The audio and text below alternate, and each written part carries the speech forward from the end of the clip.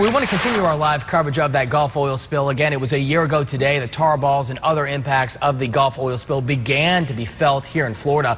Researchers are still trying to figure out just how many ecosystems were impacted by the oil. Dr. Ed Proffitt is an associate professor of science at Harbor Branch Oceanographic Institute. You've been doing some remarkable work and some incredible studies since the BP oil spill. Tell us about that. It's 7 months so far you're into this project. What are you studying? What are you looking at specifically? We're looking at oysters and the associated invertebrates and some of the fish that live with them that comprise oyster reefs. So our project, which was funded by the BP monies that went to the state and then was partitioned out, is looking at oysters all along Florida's Gulf Coast, all the way from down in Rookery Bay, which is off Naples, all the way up into the Panhandle. It's kind of a collaboration with us and Florida State University and the state of Florida Fish and Wildlife Commission and some other folks.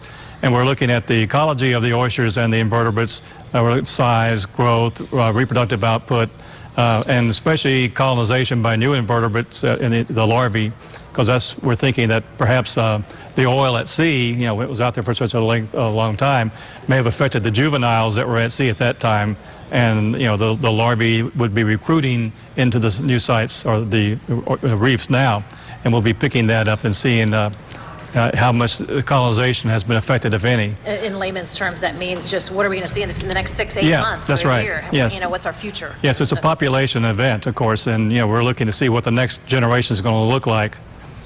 Can you tell right now, Dr. Proffitt, if any changes have been made? What have you noticed so far during the 7 months of studying? Well, the good news is that in Florida's oysters, we've found no evidence of any oil contamination. So we have taken samples of oyster tissue, sent that in for analysis, and have found none contamination in the adult oysters anywhere in the state that we've sampled. So that wasn't the case some places further west, but at least for here, that's what we've mainly found so far. Are you studying anything else besides oysters? Shrimp, clam? Yeah, we're looking at pretty much all the other animals that live in and among the reefs, because you know when you get these big flats of oysters, lots of other things colonize in there, and it's the base of a whole food web. So we are looking at a variety of species, essentially all of them that colonize in. That's one of our concerns is the biodiversity, not just the oysters themselves, but the biodiversity of the reef affected. What are you finding?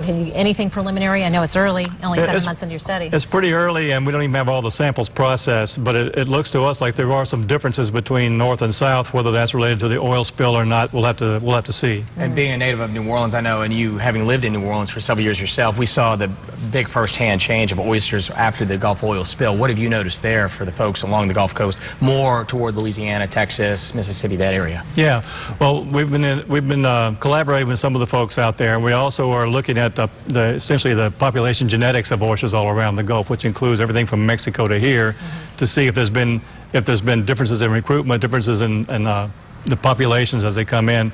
And there was substantial negative impacts on the oyster populations in Louisiana, not only from the oil directly, but from the indirect effects of the release of all the fresh water they diverted from the Mississippi to try to hold back the oil from the shores. Dr. Ed Proffitt, we look forward to more research being done. Thanks so much for your time today. You're welcome. Appreciate it. Coming up at 6 o'clock tonight, we will look